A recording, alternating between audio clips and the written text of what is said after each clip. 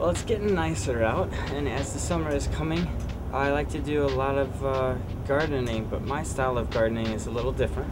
The only thing that I can really raise is moss, and today I'm going to teach you how to create some moss. You can place it either on rocks or on cement. Moss is a pretty cool thing. You have all different kinds of moss, and I'm a little weird for knowing how to grow it, but it's kind of a fun thing. So I'll teach you how, and I'll show you the steps on how to create a nice pad of moss for summertime.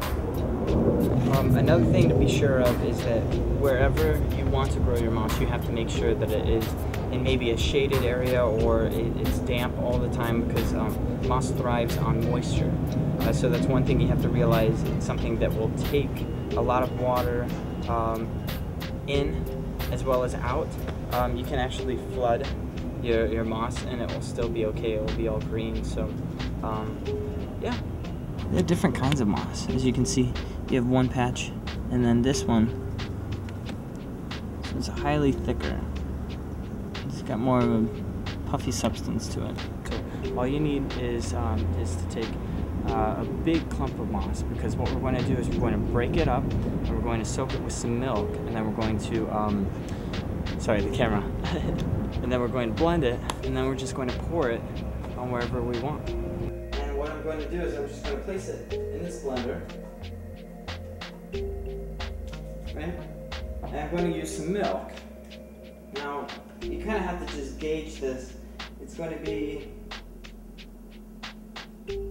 probably, I would say, 2/3 moss, 1/3 milk.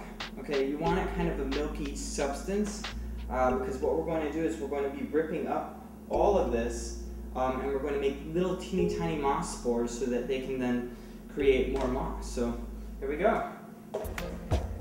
Cap on, make sure it's tight, and then we just blend.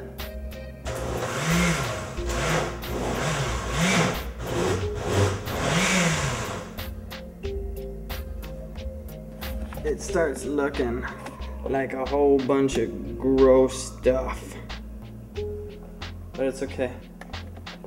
That's what happens when you start making moss. I'm going to use this container of brand new cultivated dirt, and what you do is you just sprinkle it on like that. It might look gross, actually it does look gross, but you can be sure, and you just use your hands and kind of, because wherever this lays, you will be getting moss. So you just place it. You can kind of see how it's already kind of formed.